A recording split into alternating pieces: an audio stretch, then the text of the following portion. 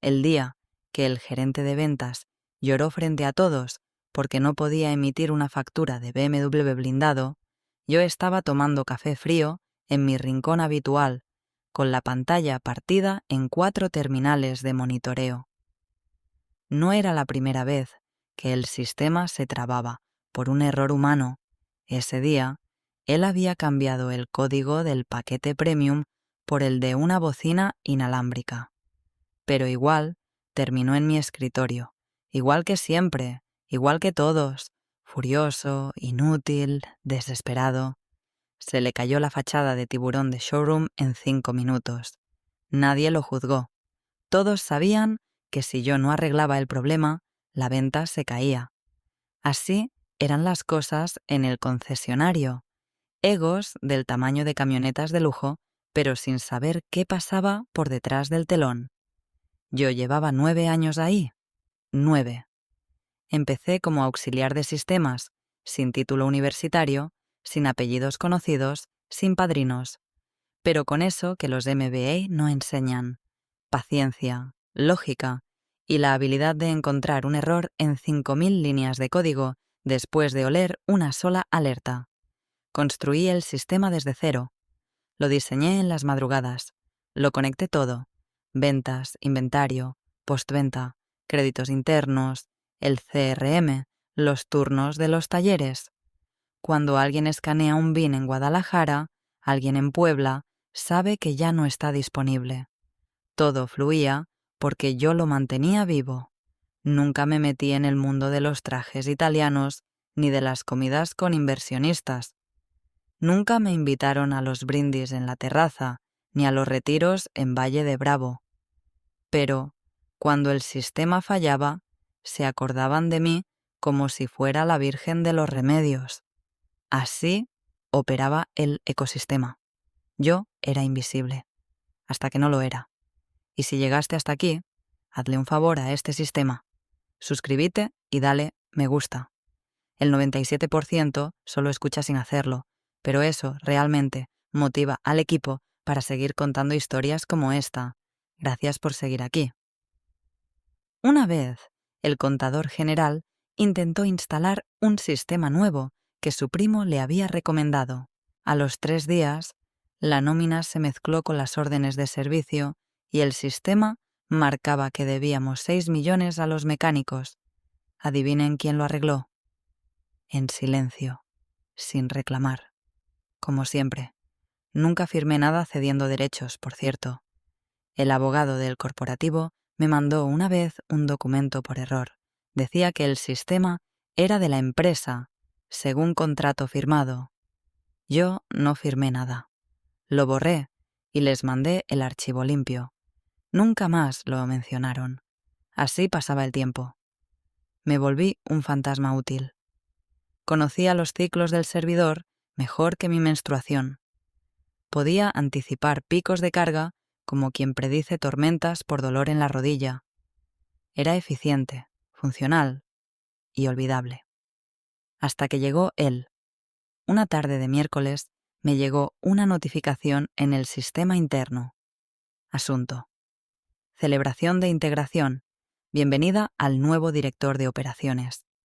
Adjuntaban un cartel dorado con tipografía cursi y un código QR para confirmar asistencia. En la parte inferior, en rojo, se leía: asistencia obligatoria para todo el personal. La vi, la cerré y me serví otro café. Mi madre tenía diálisis esa noche y aunque no la tuviera, no pensaba ir. La cultura no se construye con vino barato ni discursos de PowerPoint. Se sostiene con personas que saben lo que hacen, incluso si nadie las ve. El hijo del dueño llegó con sonrisa de yate y CV plastificado. Decía cosas como: vamos a sinergizar la innovación cultural del equipo y es tiempo de romper paradigmas. Todo en un tono de TED Talk para niños ricos. Traía mocasines sin calcetas, un MBA de 3 letras y la mirada de quien nunca ha configurado una impresora, pero tiene opiniones fuertes sobre liderazgo. Se presentó como director de operaciones, aunque nadie recordaba haberlo visto operar ni una licuadora.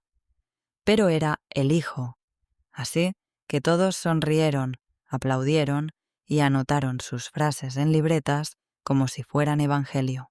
A los 3 días, impuso un calendario de activaciones obligatorias para fomentar el compañerismo, desayunos temáticos, torneos de ping-pong, happy hours con código de vestimenta. Aquí no queremos gente tóxica ni antisocial, decía en los pasillos.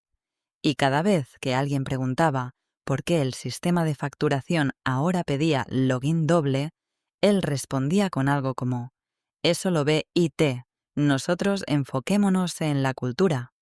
La fiesta de bienvenida fue en una terraza que costaba más por noche que el salario mensual de varios administrativos. Catering de sushi fusión, DJ, cámaras para Instagram, hasta un mural en vivo pintado por un artista emergente que parecía más confundido que inspirado. Yo no fui. Obvio. Estaba en casa limpiando la máquina de hemodiálisis y preparando sopa de arroz para mi madre, que ese día estaba muy débil. Nadie me llamó. Nadie preguntó. Pero sí vi después las fotos y el video, en el que el flamante director de operaciones, copa en mano, polo Ralph Lauren ajustado como si se lo hubiera robado a un sobrino, daba un discurso frente a todos. Hay personas que simplemente no encajan en esta nueva etapa. Dinosaurios digitales, mentes rígidas, gente que cree que con saber apagar y prender un servidor ya tienen trabajo asegurado de por vida. La risa general fue tibia, pero suficiente para entender el mensaje. No me nombró, claro, pero todos sabían, porque todos sabían quién había apagado y prendido servidores durante 9 años, sin fallar, sin drama. No me dolió. Me molestó un poco, sí, pero más que nada me dio lástima, porque en su mundo hecho de eslogans y métricas de engagement, él creía que yo era una piedra vieja, sin notar que esa piedra era la que sostenía todo el maldito puente. Después de eso, empecé a guardar copias, no por paranoia, por método, archivos fuente, documentación legal, recibos de pago y también una carpeta especial, con una línea de código, dormida, silenciosa, esperando. Me citaron sin aviso, un martes a las 11:17 de la mañana. El mensaje fue seco. Favor de presentarse en la sala C. No decía por qué, ni quién, ni para qué. Yo ya lo sabía. Entré con mi libreta en la mano, como si fuera cualquier reunión.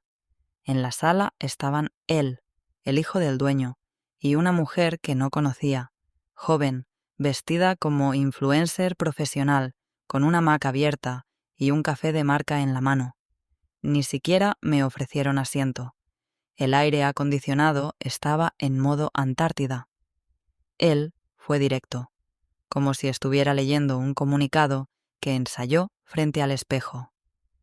Estamos en un proceso de transformación cultural muy profundo y, lamentablemente, creemos que tu perfil no encaja con la nueva visión alegre, colaborativa y participativa que buscamos. Yo lo miré sin decir nada. No porque no tuviera nada que decir, sino porque nada de lo que dijera iba a cambiar lo que ya había decidido. Era su fiesta, su escenario, su obra. Que la actuara hasta el final.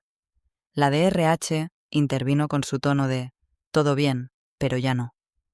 Te pedimos que entregues tu equipo y tu gafete en los próximos 15 minutos. Ya se dio de baja tu acceso. Miré el reloj.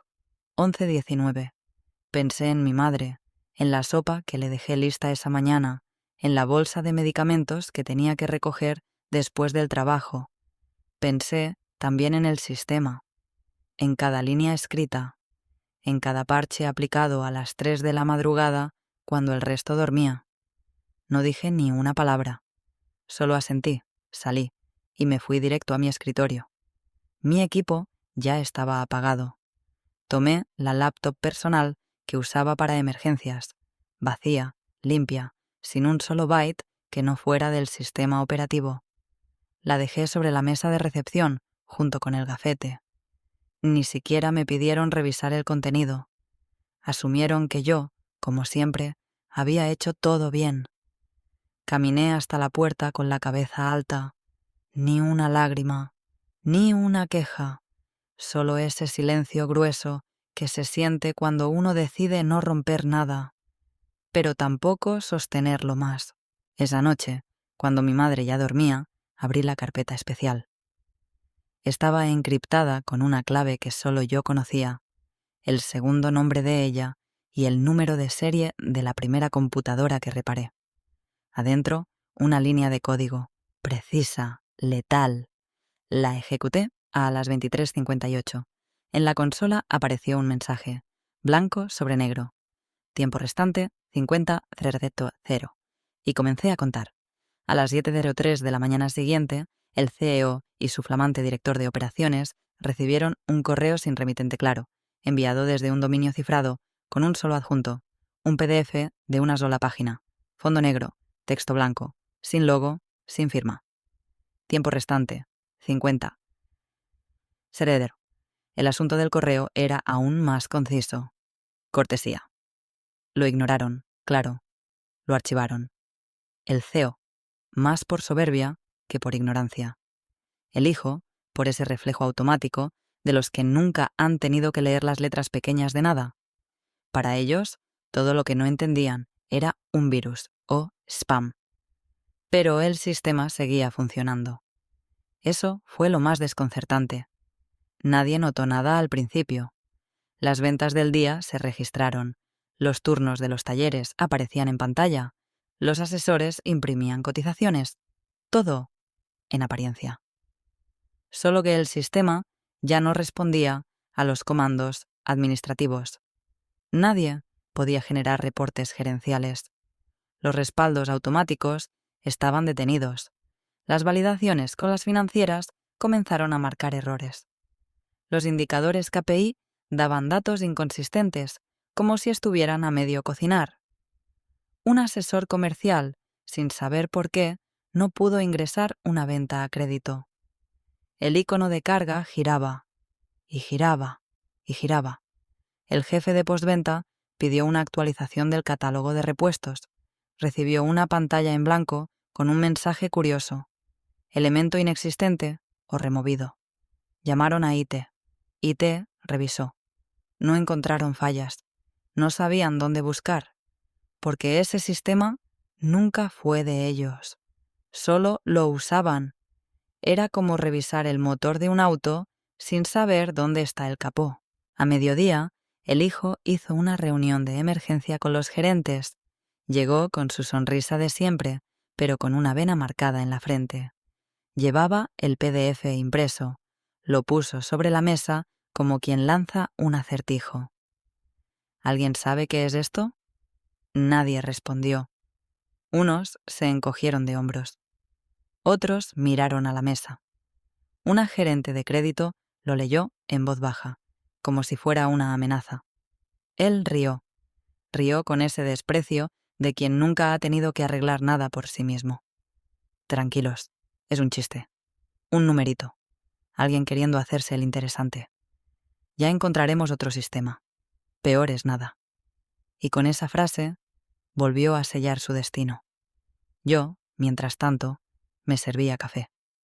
Ya no en el concesionario, en casa.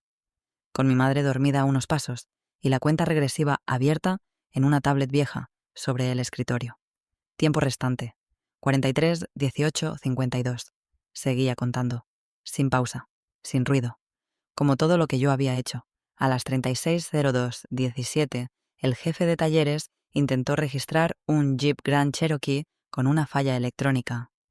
La pantalla se congeló a medio formulario, justo donde se ingresaba el número de placa. Luego apareció una alerta roja que nadie había visto antes. Operación no autorizada en entorno limitado. Pensaron que era una falla de red. Reiniciaron el router. Reiniciaron los equipos. Llamaron a IT. IT reinició al jefe de talleres. Nada. A las 34 horas, El gerente de inventarios notó que varios vehículos marcados como vendidos seguían apareciendo como disponibles en los sistemas de consulta. Una RAM 1500, ya entregada 3 días antes, fue reasignada sin que nadie lo notara. Un cliente recibió una llamada de confirmación por un auto que ya estaba en carretera. La confusión fue creciendo. La recepcionista imprimía documentos con datos cruzados. Las cotizaciones salían con fechas de 2022. El sistema de créditos rechazó la validación de una financiera aliada, alegando inconsistencias con la base de datos central. En recursos humanos intentaron contactarme. Llamaron al número registrado. Una grabación respondió: "Este número ha sido desactivado". Enviaron un correo. Rebotó. Buscaron mi perfil en redes sociales. Ya no estaba. Me habían borrado del sistema. Y yo les demostré cómo se siente. Para ese punto, ya no se reían. Las bromas sobre dinosaurios digitales se habían evaporado como sudor en capota caliente. Convocaron a una asesora externa, de esas que cobran por hora lo que un técnico gana en una semana. Rubia de cabello planchado, lentes sin aumento y un currículum lleno de palabras rimbombantes como transformación ágil y escalabilidad modular. Revisó todo durante 3 horas. Abrió el backend, recorrió el esquema, pidió acceso al código fuente, y ahí fue cuando la sala se quedó en silencio. «No lo tienen», dijo sin levantar la voz. «¿Cómo que no?», preguntó el hijo del dueño, con el tono del que siempre ha tenido la llave aunque no sepa dónde está la cerradura. «La interfaz está aquí. El sistema sigue funcionando. Por ahora. Pero no tienen acceso real. No hay archivo madre, no hay documentación técnica, no hay backup completo. Esto no es suyo». Él palideció, no por entender todo lo que eso significaba, sino por primera vez, por sentir que había algo fuera de su control. Mientras tanto, yo miraba la cuenta regresiva avanzar en mi tablet, en silencio, en calma. Tiempo restante: 29:42:11. La grieta ya no era una línea. Era una fractura. Y seguía abriéndose. A las 07:00 del lunes, los vendedores llegaron como siempre. Café en mano, corbata mal puesta, sonrisa automática. Algunos saludaban con desgano, otros ya traían clientes agendados. Pero cuando encendieron sus terminales, nada. Pantalla negra. Luego, un mensaje en blanco, como un epitafio digital. Sin acceso, consulte con el proveedor. Pensaron que era momentáneo. Reiniciaron todo. Nada. En el área de talleres, los mecánicos golpeaban teclados como si eso fuera a resucitar al sistema. Las órdenes de servicio no se abrían. No había forma de ver historial, cotizar refacciones, registrar diagnósticos. En el módulo de caja, la misma historia. Las terminales marcaban error al intentar procesar pagos. Las conciliaciones del fin de semana desaparecieron. Todo lo hecho después de las 00:00 e abro. Simplemente no existía. En recursos humanos, el software de control de asistencia mostraba todos los turnos como no iniciados. No importaba que los empleados estuvieran ahí desde antes que el sol. En el sistema, nadie había llegado. Los celulares comenzaron a sonar como enjambre. Clientes reclamando, proveedores confundidos, ejecutivos de marcas automotrices exigiendo explicaciones. En menos de una hora, el concesionario parecía un panal pateado. El nuevo el hijo, entró a la sala de juntas sin corbata, sin discurso, con el ceño más fruncido que sus pantalones entallados. Convocó al consejo, urgente. La junta se llenó de directores que no sabían si hablar, correr o rezar. La de finanzas dijo que las proyecciones no se podían generar. El jefe de postventa anunció que ya había cancelaciones de clientes. Legal preguntó en voz baja si acaso esto era un sabotaje. Entonces el más viejo del consejo, don Ernesto, pidió algo que nadie más había considerado. Verifiquen a nombre de quién está registrado el sistema. Todos voltearon a ver a la asesora externa. Ella tecleó durante unos minutos, entró a la base de datos del INPI, la Oficina de Propiedad Intelectual, y después de un rato, levantó la vista.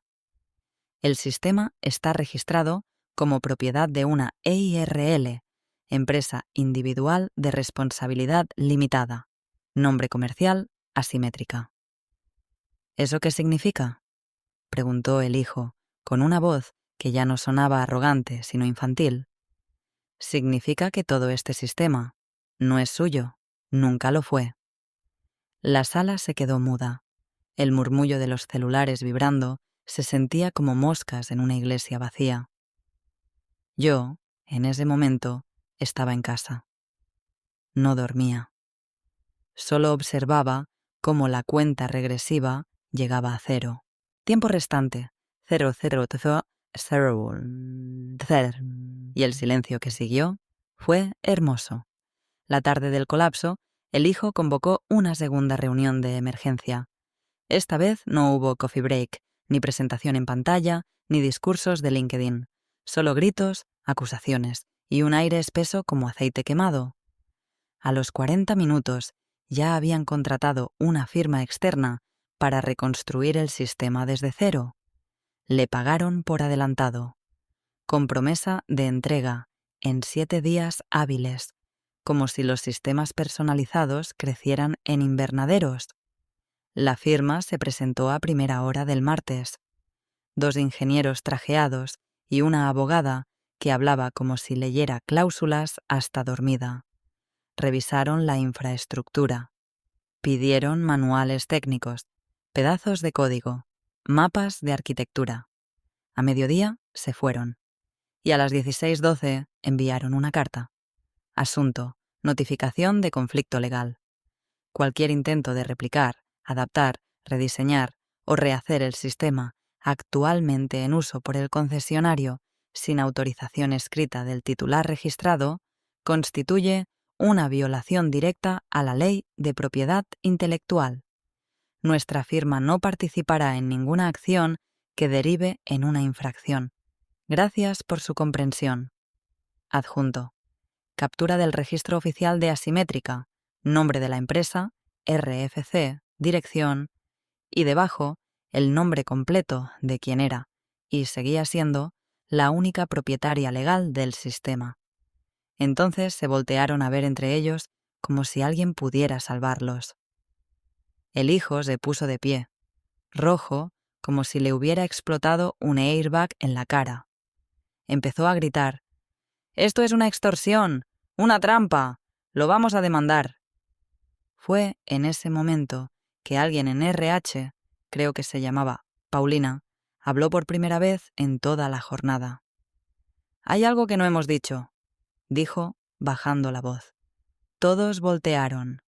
Ella respiró hondo, abrió una carpeta y sacó una copia del contrato original de prestación de servicios que yo firmé 9 años antes.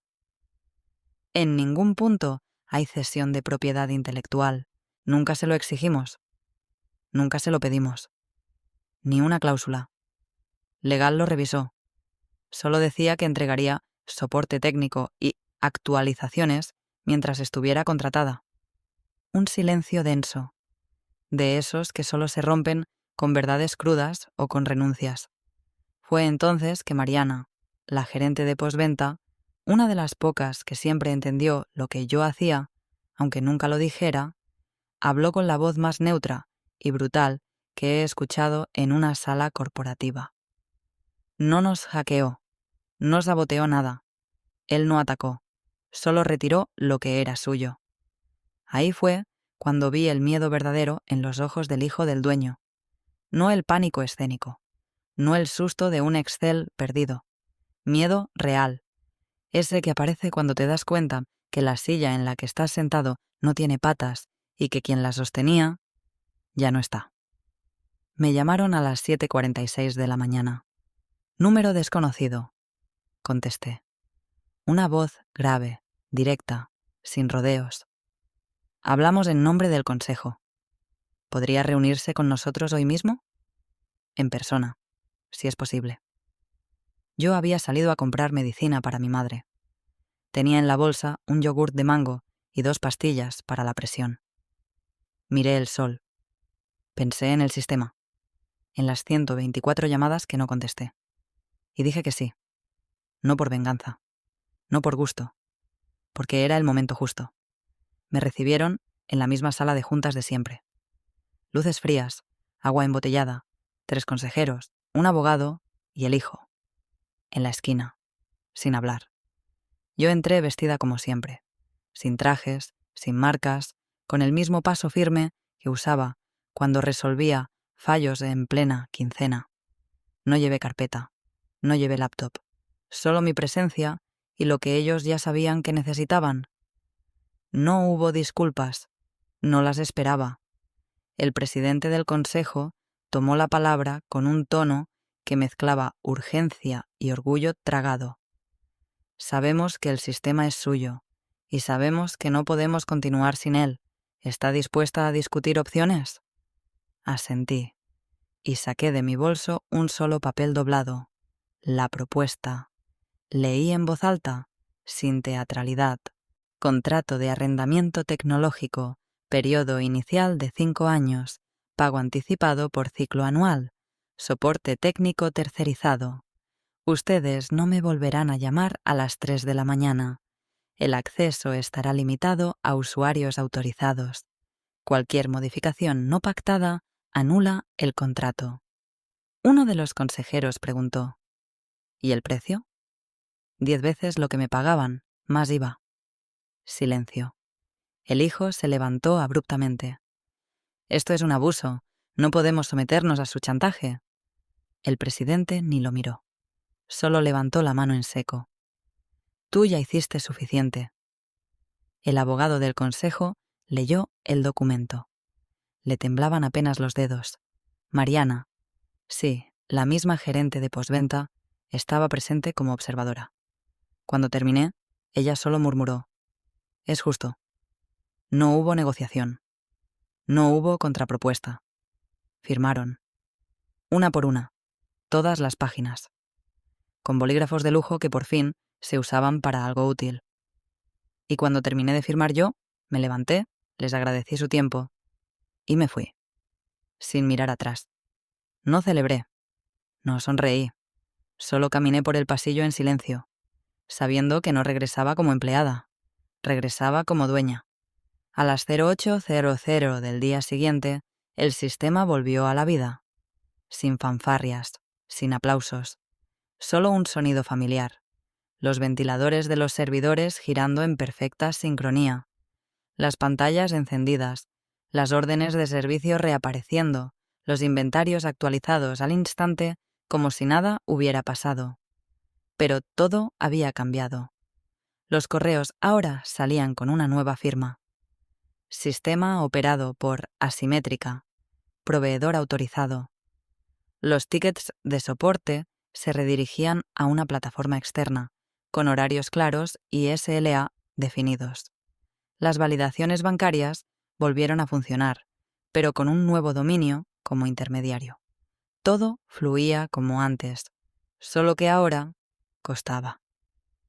El hijo del dueño no volvió a aparecer en la sala de juntas. El consejo anunció en un comunicado interno que había sido reasignado a nuevos proyectos estratégicos en el grupo empresarial. Traducción: lo mandaron lejos, a jugar con ideas que no rompieran nada.